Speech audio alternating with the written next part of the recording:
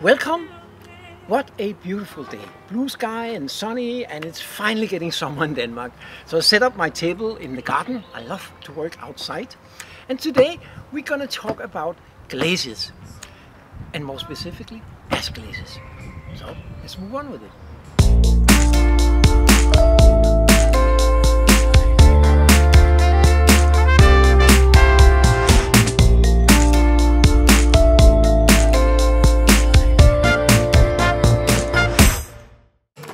I like to do my own glazes. I also buy commercial glazes. I do whatever works. But ash glazes are a specific type of glaze that are quite interesting to work with.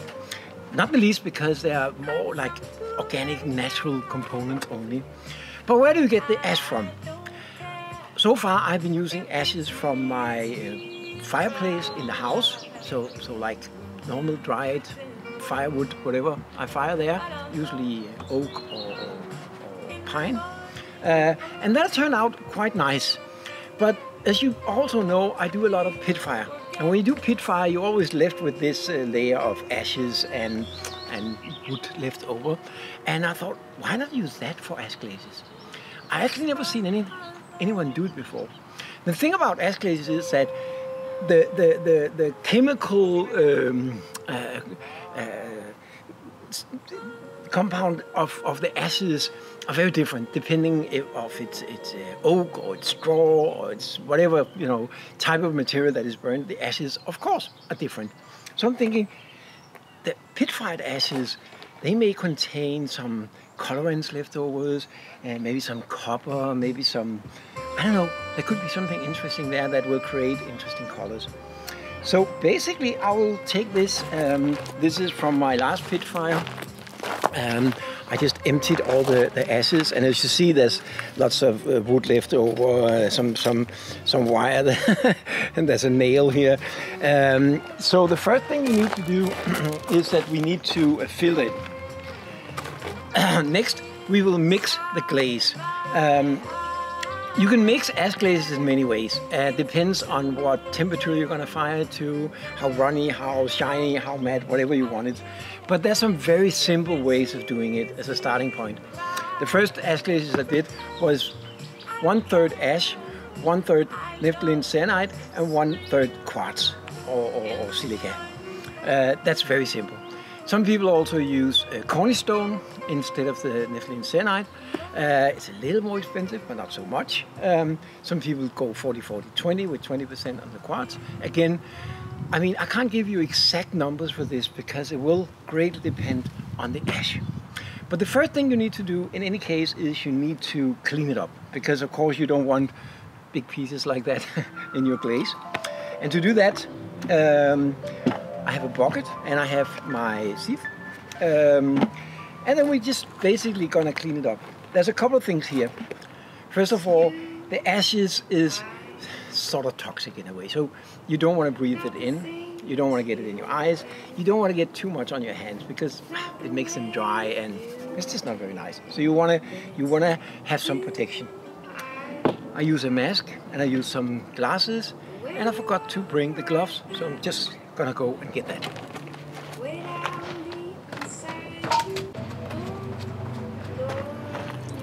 So, I'm back again. As I said, the ashes are not super toxic, but they do, you shouldn't breathe it, get it in your eyes or in your hands. So you can just use normal cheap gloves like this.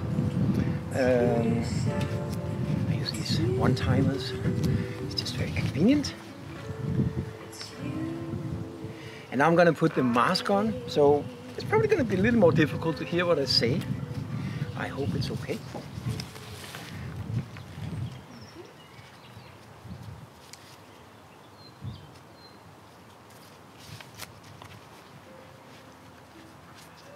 Can you still hear me? I hope so. Anyway, and some glasses. So now we're ready to seal it. Yeah, and as you see, this is why I put all this protection here on. So basically you just have to work your way through it and get as much through as possible. Take out some of these bigger things, stones. There's always lots of shit left in there. after the Pitfire.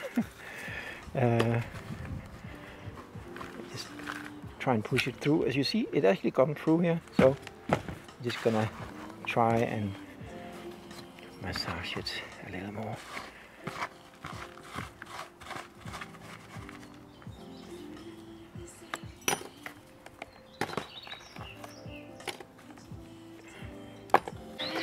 Depending on the mesh side, it can take some time to get all the ashes through.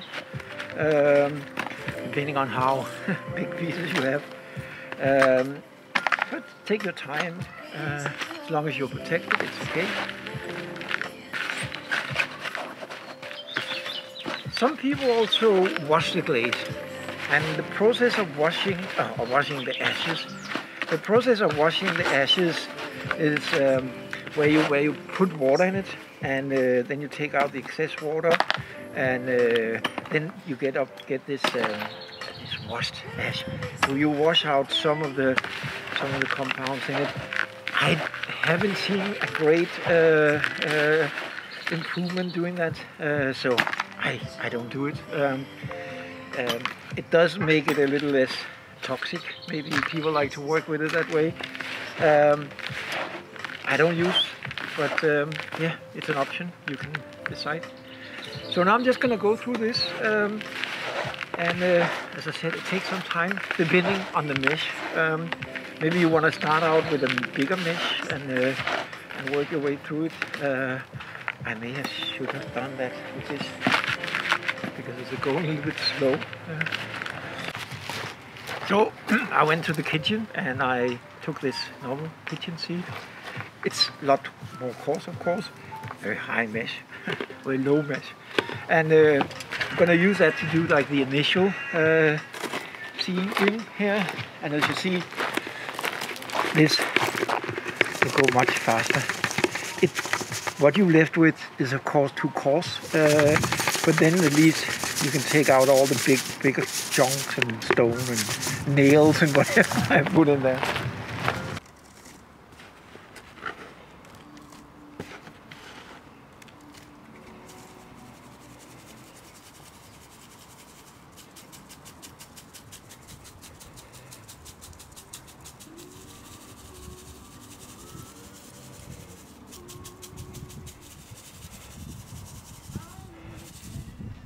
Now we are left with this first filtering, which is too coarse. So we need to go through the fine, I think it's an 80 mesh filter here, and maybe even do it a couple of times. But now at least it's much easier to deal with here because, yeah, well, we don't have all the bigger lumps.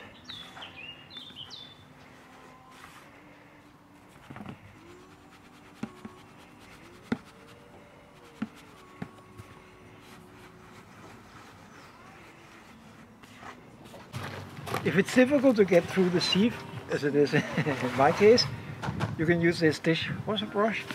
It's also very good when you're sieving glazes. It's just it's a very easy way to get it through, and it's coming along.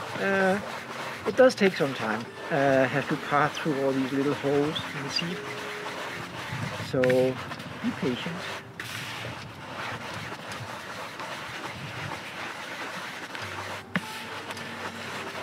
You may want to run it through the sieve 2 times, or maybe have a finer sieve, maybe 100 mesh or 80 mesh or whatever you use. And also in the end, after you mix your glaze, you definitely want to sieve it again. Otherwise, I didn't do that the first time I made my ash glaze, and I got these little lumpy pieces, which look nice on a vase, but I also used it for cups, and it's just not so nice, not hygienic, and it doesn't feel nice if it touches your lips. So yeah, you wanna make sure that your final glaze is proper sieved.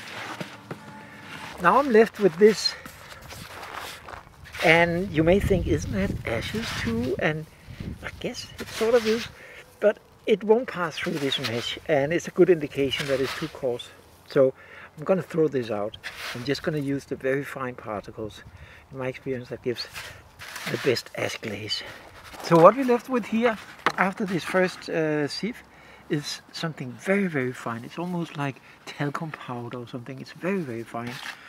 And this is exactly what we want. I don't think I'm going to sieve this anymore for now. I'm just going to sieve it again after we mix the glaze. So this is perfect. This is going to make a good batch of glaze. I don't know what it is here. I think maybe 1 kilo, maybe 1.5 kilo something. That's going to be a big bucket of nice glaze. Next step is to actually mix the glaze. Then I put this aside. We're still going to wear the mask as long as you have this in powdered forms. So we're going to get some water, and we're going to get some, I think I'm going to make it with Nepheline Syenite and Quartz, because that was the original recipe that I used, and it worked great for me. So now I'm ready to weigh out the materials. I'm going to use small buckets. It fits my weight better, so put it on my weight. Just a simple, cheap weight. Put it here and reset it to 0. That way, when I put up the ash, I can see how much that weight. So, let me see. Just get the protection on.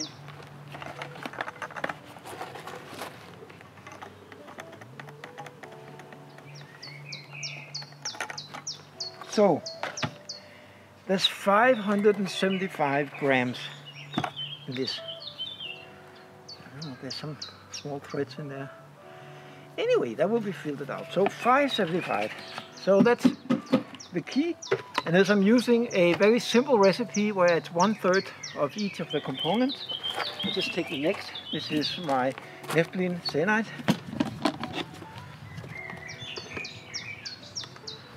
So 575 of that too.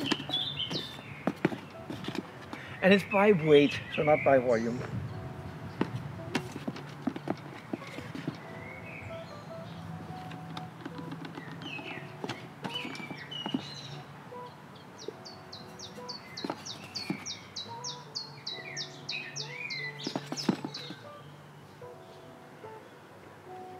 So 575. And then 575 of Quartz. Some people would advise you to put the water in the bucket first and then add the dry materials, because it will be less dusty, but now I'm outside and I have all the protection on already, so it's not such a big deal this time.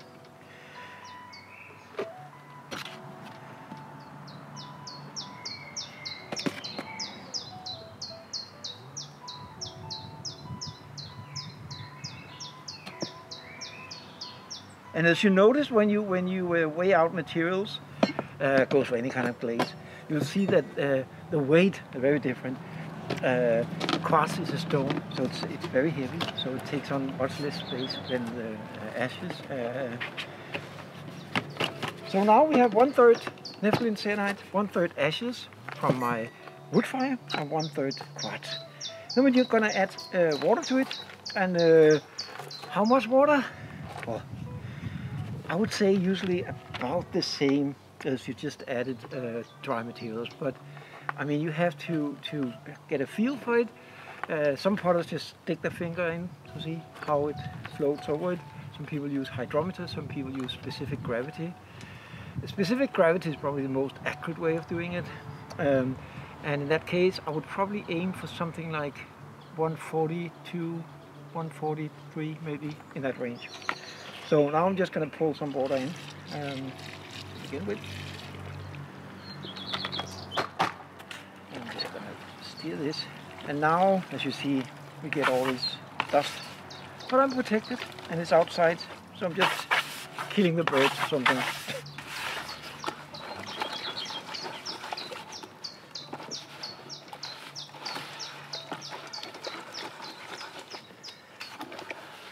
So now it's like whole milk, sort of.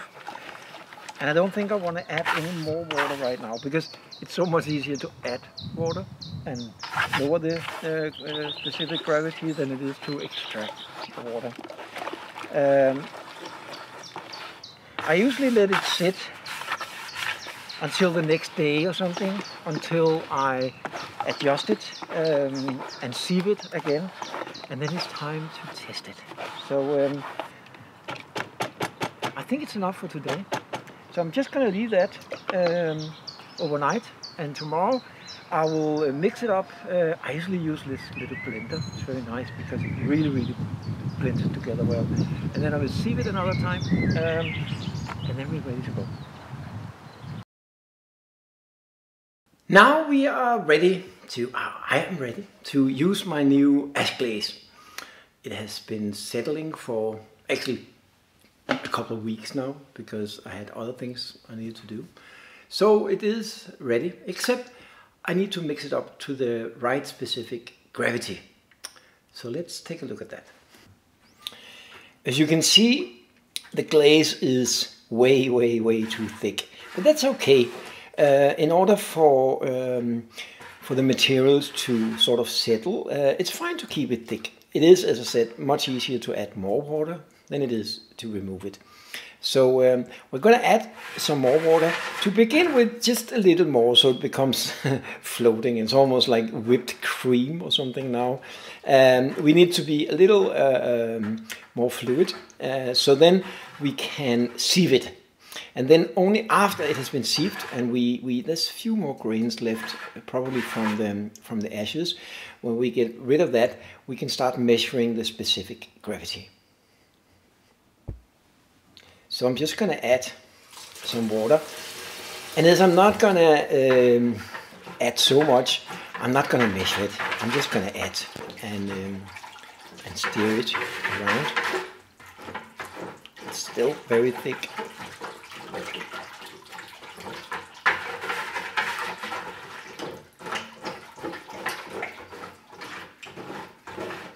Of course, you need to be sure that you get everything in the bottom. You don't want anything settled down there. So you want everything.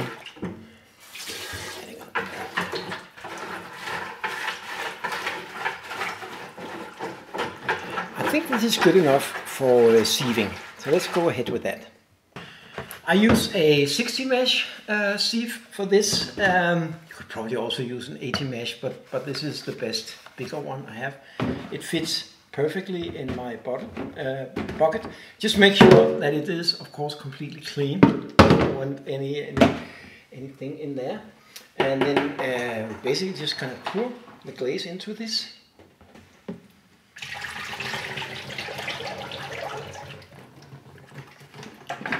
And now I can see that there's something left there that I didn't mix up. So we're gonna add that too.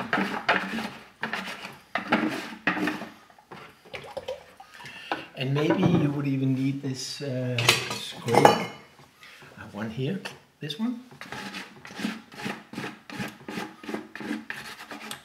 I want to make sure that we get everything in, all the good stuff there.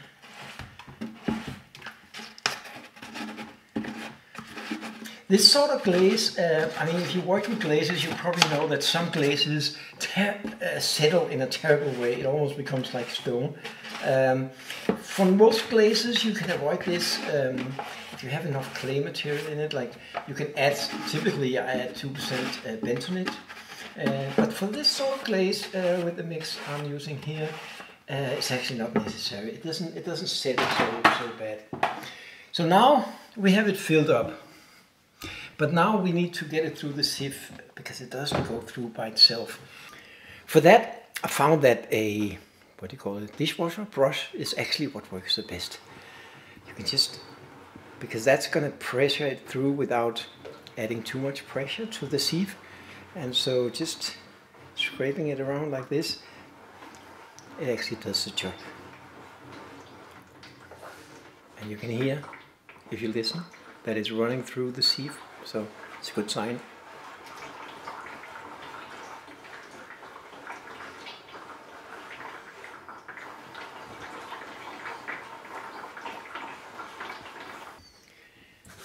So what is left now is this mud, sludge, whatever you would call it.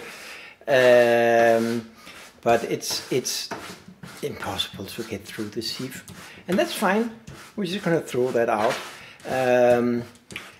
Because we got the far majority through. Remember to tap it a little bit to get the last little pieces through. So now we have this much better. And now we're ready to measure the specific gravity for it. So let's see how we do that. There are different ways that you can measure the consistency of your glaze. So how much of the dry material versus water is in it.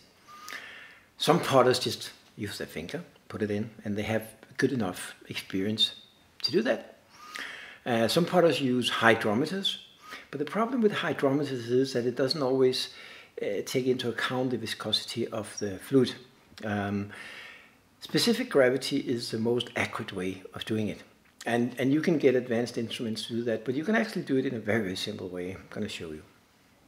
You need a weight. I use this cheap kitchen weight. And you need some sort of a tube. I found these, I used to have these wonderful glass tubes. I don't, I dropped them and they broke. And then I found these tubes that they use in the brewing industry, very cheap, and it's plastic. So it's probably going to last forever. So what you do is first you need to set your measuring correct. So we reset the weight, so it's 0 gram. And then we take 100 grams of water, pure water. I'm going to add 100 grams to the tube.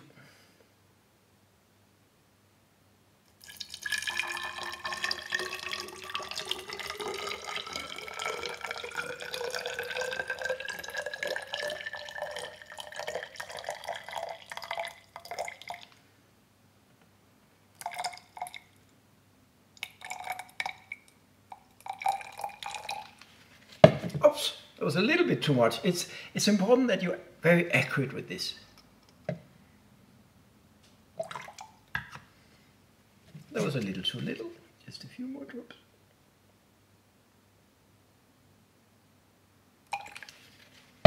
Ah, it's too much again.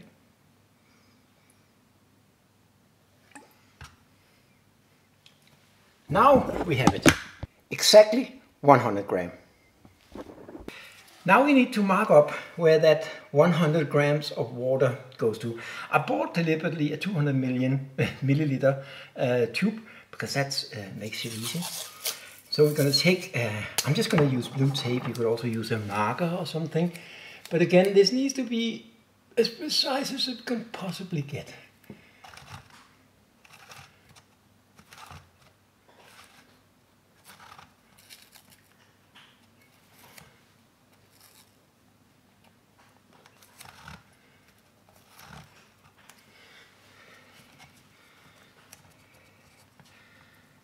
So, then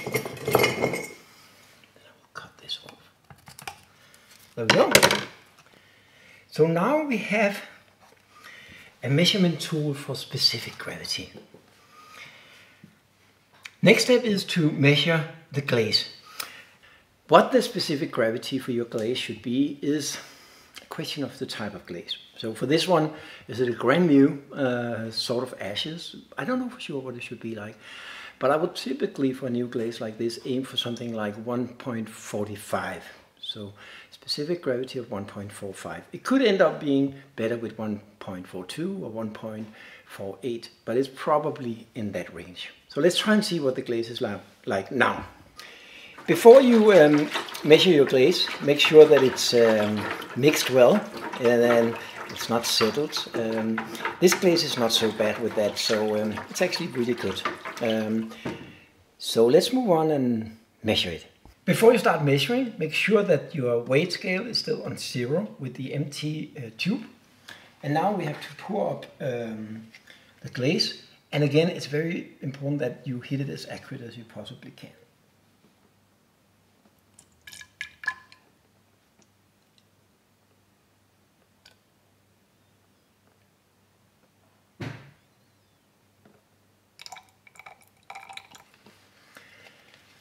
So, this is actually not so bad. Maybe there's a few drops on the lower side here. It is reading I hope you can see it, 147 grams. That means the specific gravity is now 1.47. As I was aiming for 1.45, and maybe it's a little bit low here, so maybe it's 1.48 or 1.49, but it needs a little more water, but not very much, to reach the 145 that I was aiming for. So let's do that. And mix it again. Always mix in between the water you add to it.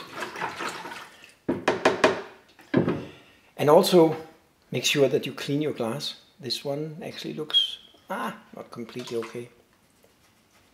It's funny how this glass is very easy to clean compared to my glass version. So this is clean enough. Put it back on the scale and we check. It says 0, which is good. And then we're gonna take some glaze up. So once again, try to hit that mark.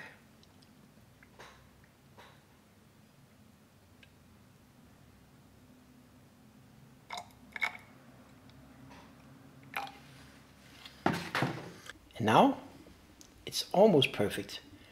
144, 143, yeah, 144.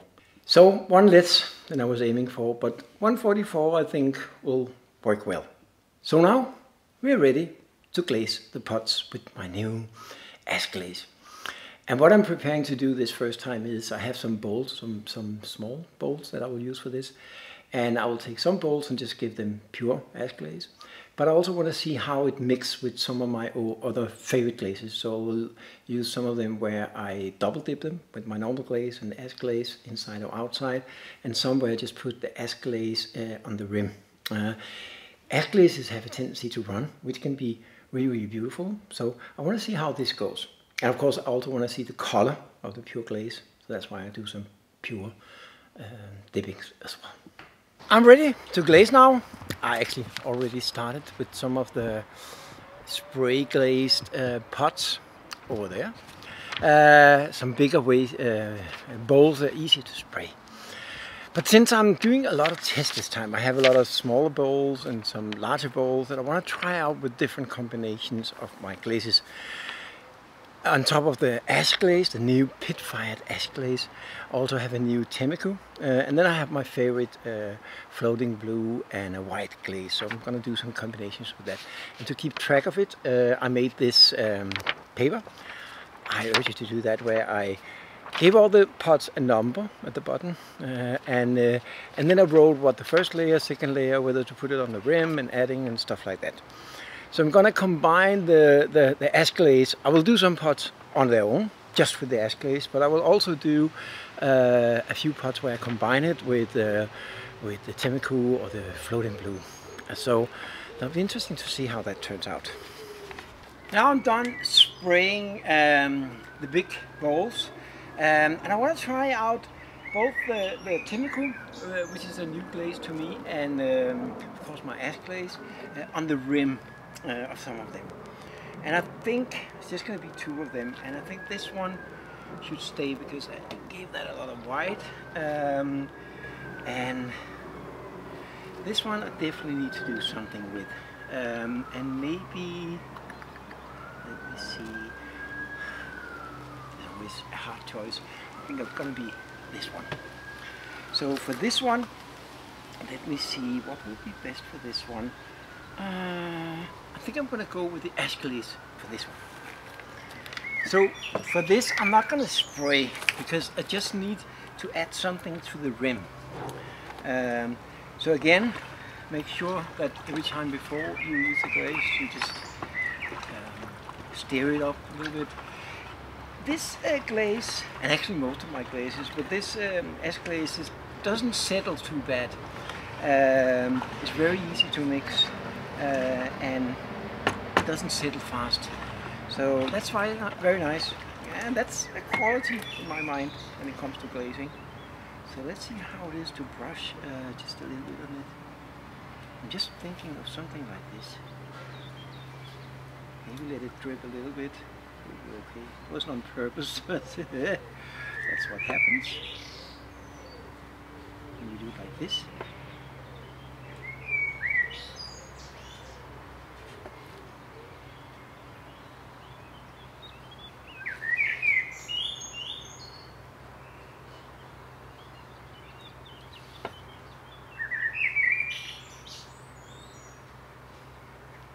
have no idea how this is going to turn out, but it could be good.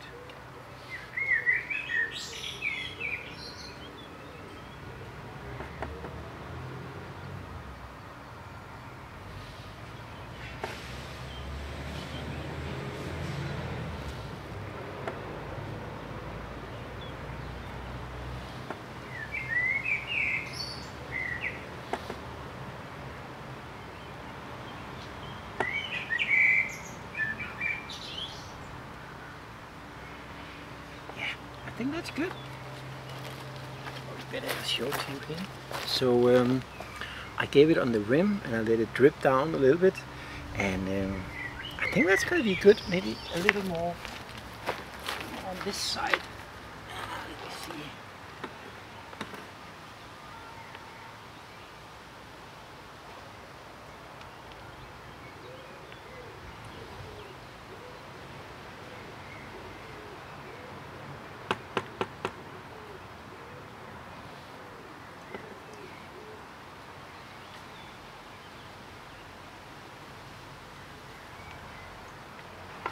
Yeah, I think that's good. So that was the very first glaze test, and as I said, I have no idea what color it will be. I will be doing some of the smaller bowls with just the glaze to see how that is, but I also want to see how it blends. So now I'm going to do the same thing with the chemical. It's very red because there's a lot of, I think it's, I can't remember, maybe 12% or something red iron oxide in it. But that fires black with some golden spots, hopefully. So I'm going to do basically the same here.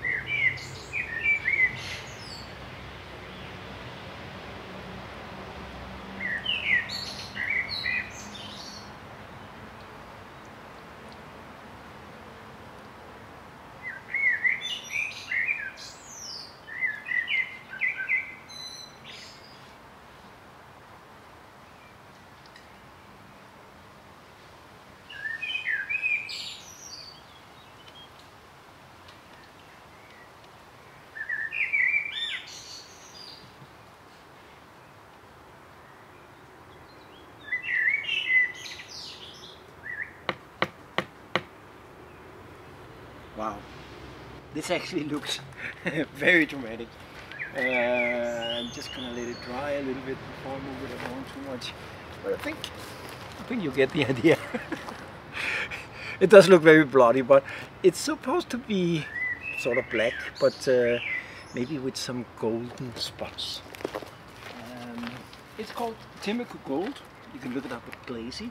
It's John Britt glaze. So that's it. Now they're ready, and I will move on with the small bowls.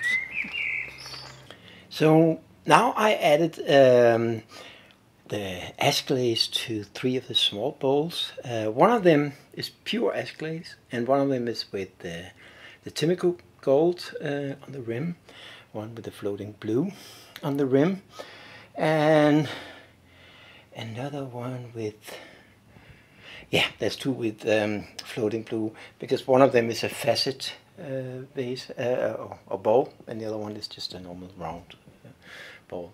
So I have 4 different small bowls with ash glaze. I'm also going to use, I was going to do some of the bowls where the base glaze is Timothy or floating blue or Fogart, and then have the ash glaze on the rim.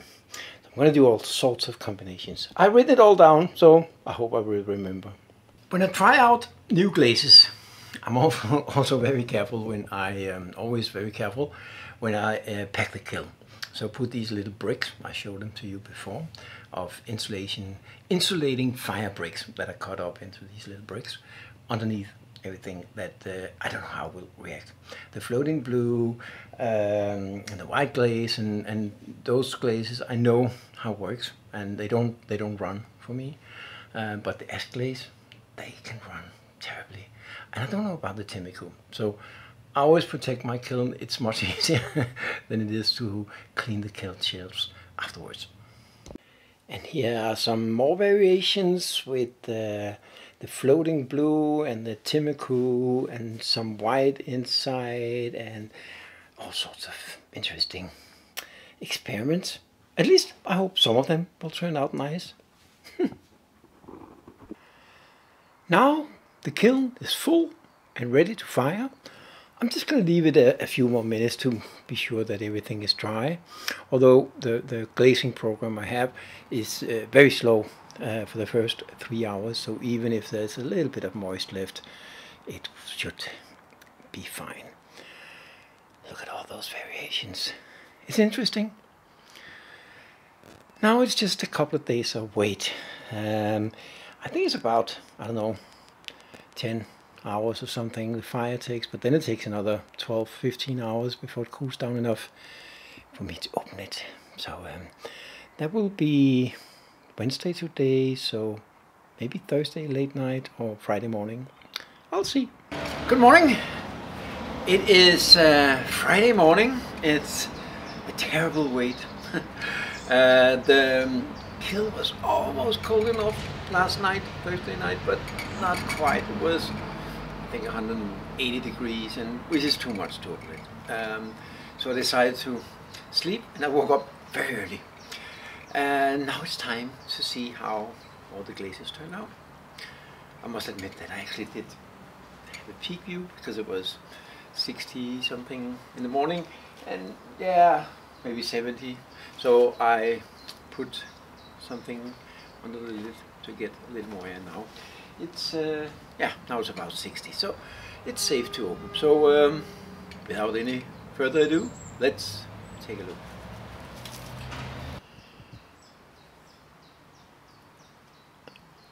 Whoa, look at that. I've done this big bowl with that glaze before, and it turned out really good. I also did this sort of, this is the folk art, and something on the rim. I'm not sure what it is, if it's, I will check my sheet and the numbers, but this is the Timuku. That is really, really nice, and Timuku with something on the rim. It could be the ash glaze, I'm not sure. If it is, that's really, really nice. Another variation of that, and then some floating blue with, I think it's white inside. I'm very, very happy. So let's see if we can remove the first layer and see what's underneath that.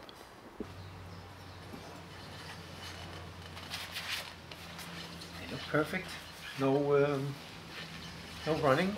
See, this is exactly why I like this glaze so much. And oh, look at this.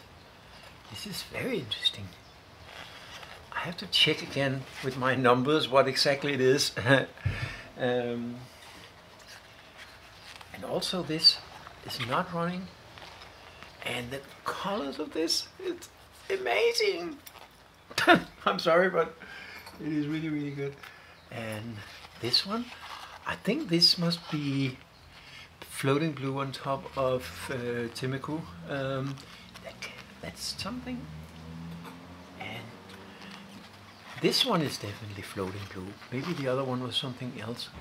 And again, not running, super sharp edges at the foot. It's very perfect. And this is a floating blue inside, but I think with some white. This actually melted a little bit here, but not in a damaging way. It's still flat. Maybe I will grind it a little bit. And this one too, very exciting. Look at the colors here. I really, really like that. Some of the folk art with something on the rim. This I think might be the ash glaze, which looks good. And this one, that's a crazy one as well. But it looks really, really interesting. So that was very, very good. It's just that one piece that had a little bit of running, but it's not too much, and I can easily find that.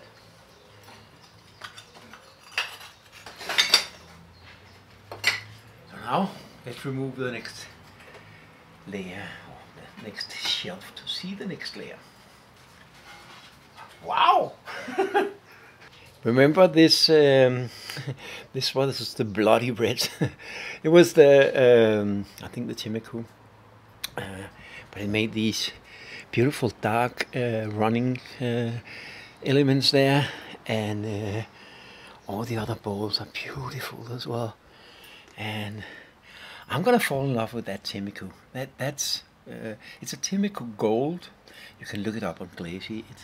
I got it for John Britt's book, Mid-Range Glazes, I think it's called. I can put a link in here. It's very, very good. I only do, because of my limited space and capacity, I only do cone 6 glazes. Then I also do Raku glazes, of course, and I do Pitfire, but in my kiln, I do everything on cone 6. So that's what my focus has been, trying to find the best possible cone 6 glazes. I mean, there are so many glazes in the world, and you can easily find really, really good, exciting cone 6 glazes, and that's what I did. So I'm just going to let it, because when you get down here, the layers, of course, are getting warmer. So I'm just going to let this cool a little bit more before I pick them out and look at the last layer. And now the third layer. The big bowl looks really good. The little ones here, it looks like it didn't melt completely there.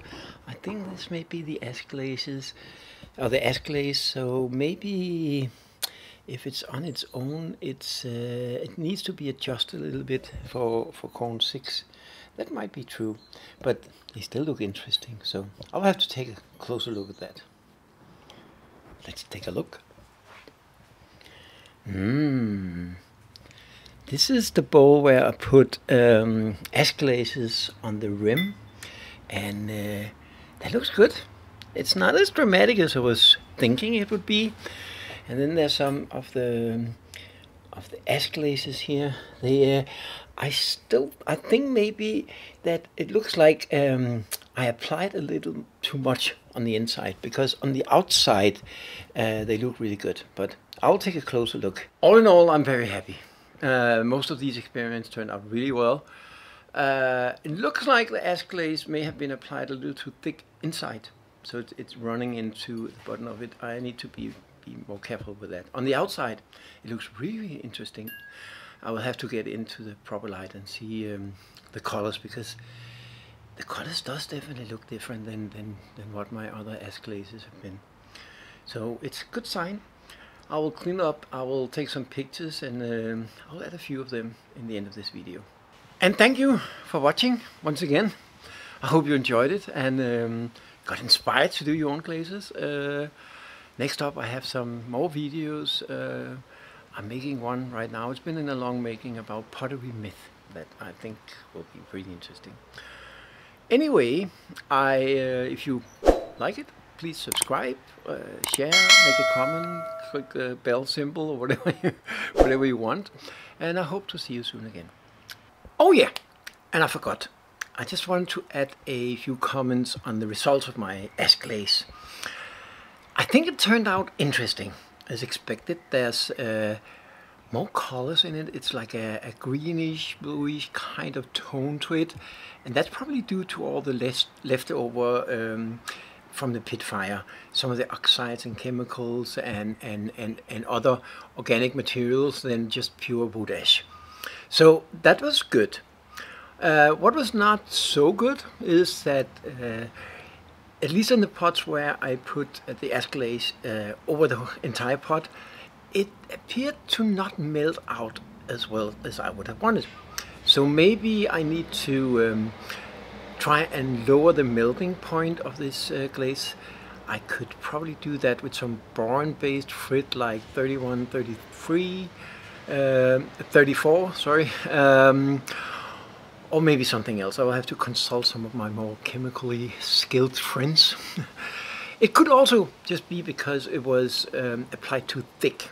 Because on the outside of the bowl, it actually looks really nice. It is a matte glaze, but it does have some qualities, I would say, almost like a wood-fired type of quality. On the other hand, I would say if I combine it, especially when I put it over like the rim or on some of the other glazes, it looks really, really interesting. I have to look close on that. So maybe it's just not a glaze that I want to use on its own, but rather in combination with other glazes. That would be fine too. Anyway, I think it was a successful test. I'm not done with this, but I'm definitely going to do more ash glazes from the Pitfire ashes.